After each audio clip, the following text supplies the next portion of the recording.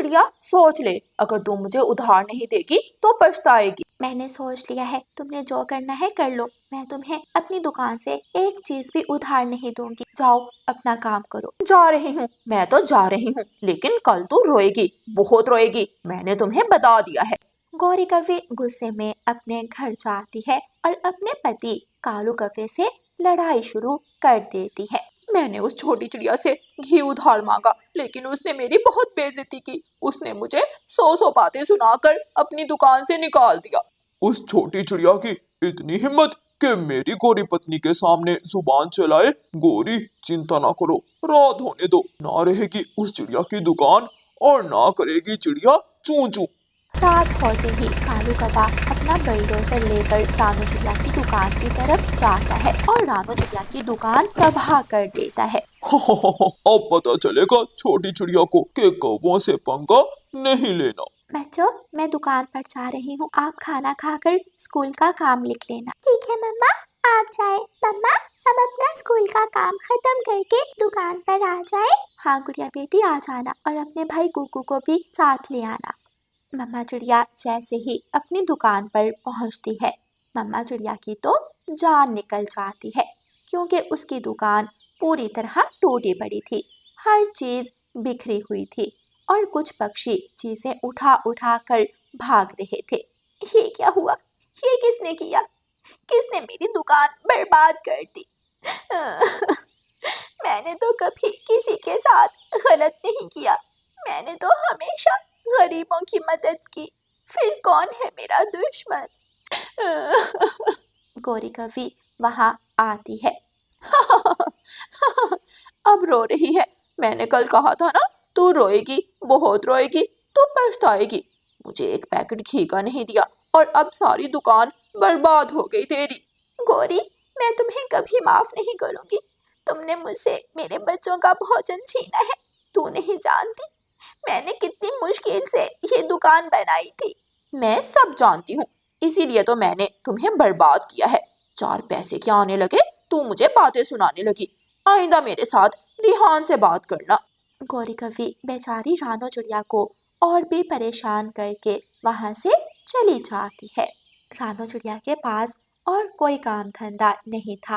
वो बहुत परेशान थी कि अपने बच्चों को कैसे पढ़ाएगी, अपने बच्चों को भोजन कहाँ से लाकर खिलाएगी। ऐसे ही 2-4 दिन गुजर जाते हैं। रानो चिड़िया के पास घर में राशन पानी खत्म हो जाता है। बच्चों की स्कूल की फीस देने के लिए पैसे भी नहीं थे।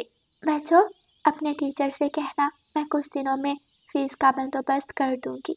लेकिन मम्मा, अगर कल तक स्कूल की फीस जमा ना करवाई तो टीचर हमें क्लास से निकाल देंगे। मैं जा रही हूँ बेटी, मैं कोई ना कोई काम ढूंढ लूंगी और आपकी फीस का जुगाड़ लगा लूंगी। मम्मा चिड़िया घर से निकलती है और तोते के पास जाती है। जंगल में तोते की चूड़ियों की दुकान थी। तोता चूड़ियाँ बेचा करता था। तोते भैया, कालू कौवे ने मेरी दुकान बर्बाद कर दी। मेरे पास कोई काम नहीं है, मेरे बच्चे भूखे हैं और मेरे बच्चों की स्कूल की फीस भी जमा करवानी है। प्लीज मुझे अपने पास काम पर रख लें। रानो चिड़िया, मेरे पास तो इतना काम नहीं है जो मैं तुम्हें अपने साथ काम पर रखूं। हाँ, लेकिन मैं इतना कर सकता हूँ, मैं तुम्हें कुछ चूड़ियाँ दे देता हूँ। तुम जंगल जाओ और ये चूड़ियाँ बेचो। जो मुनाफा होगा वो मुझसे आधा आधा कर लेना। रानो चिड़िया को तोते की बात बहुत पसंद आती है और रानो चिड़िया तोते से कुछ चूड़ियाँ लेकर बेचने चली जाती है। चूड़ियाँ लो, रंग बिरंगी चूड़ियाँ लो, सतरंगी चूड़ियाँ लो। रानो चिड़िया आवाज लगाती जाती और चूड़ियाँ बेचती जाती। लूसी कबूतरी रानो चिड़िया से चूड़ियाँ खरीदती है। लूसी बहन, ये लाल रंग की चूड़ियाँ आपके सफेद पंखों में बहुत अच्छी लगेंगी। लूसी कबूतरी को चूड़ियाँ देकर रानो चिड़िया नदी की तरफ जाती है और एक पेड़ के नीचे आराम करने के लिए बैठ जाती है। कालू जी, मैंने देखा वो चिड़िया जंगल में चूड़ियाँ बेच रही थी। जाओ उस चिड़िया की चूड़ियाँ तोड़ दो। मैं उसे किसी भी हाल में खुश नहीं देखना चाहती। जो मेरी पत्नी गोरी कवि कहेगी मैं वही करूँगा। मैं अभी जाता हूँ और उस छोटी चिड़िया की सारी चूड़ियाँ तोड़ देता हूँ। कालू कौवा लाठी लेकर जाता है। रानो चिड़िया पेड़ के नीचे बैठी हुई थी। जाते ही कालू कौवा लाठी मारकर रानो चिड़िया की सारी चूड़ियां तोड़ देता है। कभी कभी ये तुमने क्या किया? ये चूड़ियां मेरी नहीं, ये तो तोते की चूड़ियां थी। मैं तो सिर्फ बेचने आई थी। अब तोते का नुकसान तू पूरा करेगी। जब जब तू परेशान होती है तब तब मेरी पत्नी गोरी कौवी खुश होती है और मैं अपनी गोरी पत्नी को हमेशा खुश देखना चाहता हूँ। कालू कौवा वहां से चला जाता है और रानो चिड़िया शाम तक बैठी रोती रहती है। काले कौवे, तूने एक माँ को परेशान किया है। तूने एक माँ के बच्चों को भूखा रखने की कोशिश की है। ऊपर वाला तुम्हें कभी माफ नहीं करेगा। रानो चिड़िया को रोता हुआ देखकर साथ वाली नदी से एक जलपरी बाहर आती है, जिसके हाथ में सोने का चमकता हुआ सिक्का था। रानो चिड़िया, मैं किसी ईमानदार और नेक पक्षी को रोता हुआ नहीं देख सकती। ये सोने का सिक्का ले जाओ और घर में अपने मटके में फेंक देना। जितनी बार भी मटके से सोने का सिक्का निकालोगी, मटके से सोने के सिक्के कभी खत्म नहीं होंगे। क्या मैं ये सपना देख रही हूँ? क्या आप जलपरी हो? क्या आप सच में जलपरी हो? हाँ, मैं जलपरी हूँ और मैं हमेशा गरीबों की मदद करती हूँ। जलपरी नदी में गायब हो जाती है और रानो चिड़िया वो सोने का सिक्का लेकर घर जाती है और सोने का सिक्का मटके में फेंक देती है। जैसे ही रानो चिड़िया सोने का सिक्का मटके में फेंकती है, रानो चिड़िया का मटका सोने के सिक्कों से भर जाता है। रानो चिड़िया खुशी से उछलती है। गुड़िया गुड़िया कूकू, ऊपर वाले ने हमारी सुन ली। काले कौवे ने हमारा लाख बुरा करना चाहा, लेकिन हमें हमारे ईमानदारी और मेहनत का सिला मिल गया। फिर रानो चिड़िया कुछ सोने के सिक्के देकर अपनी दुकान दोबारा बनाती है, लेकिन इस बार रानो चिड़िया की दुकान बहुत बड़ी थी और दुकान के बाहर एक उल्लू चौकीदार खड़ा था। कालू, ये छोटी चिड़िया ने दोबारा दुकान कैसे बना ली? इसके पास तो रोटी खाने को पैसे नहीं थे। चल गोरी, जाकर पूछते हैं रानो चिड़िया से और दोबारा चिड़िया की दुकान बर्बाद कर देते हैं। काले कौवे चिड़िया की दुकान की तरफ उड़ते हैं। ओए छोटी चिड़िया, तूने फिर से दुकान बना ली? क्या तू जानती नहीं हमें? तू हमसे अपनी दुकान कैसे बचाएगी? मैं आज रात दोबारा तुम्हारी दुकान बर्बाद कर दूंगा। कमजोर चिड़िया, हमारे होते हुए तू इस जंगल में कभी खुश नहीं रह सकती।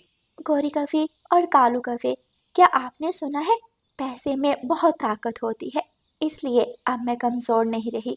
मुझे डराने धमकाने की जरूरत नहीं है। फिर रानो चिड़िया अपने चौकीदार उल्लू को इशारा करती है और चौकीदार उल्लू लाठी लेकर कौवों को मारने लगता है। दोनों कौवे डरते हुए वहां से भाग जाते हैं और दूर पेड़ पर जाकर रोने लगते हैं। जीत गई कालू, रानो चिड़िया इस बार भी जीत गई। अब हम क्या करें? नहीं गोरी, अब हम कुछ नहीं कर सकते। अगर दोबारा चिड़िया के सामने काएं की तो उसका चौकीदार हमें लाठी से मारेगा। प्यारे दोस्तों, अच्छाई हमेशा जीतती है और बुराई का अंत हमेशा बुरा ही होता है।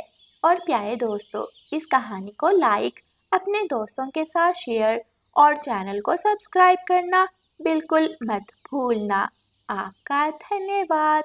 रानो चिड़िया की ऐसी कहानियाँ सुनने के लिए YouTube सर्च बार में रानो चिड़िया की कहानी लिखें या फिर ये बटन दबाकर बोलकर कहें रानो चिड़िया की कहानी।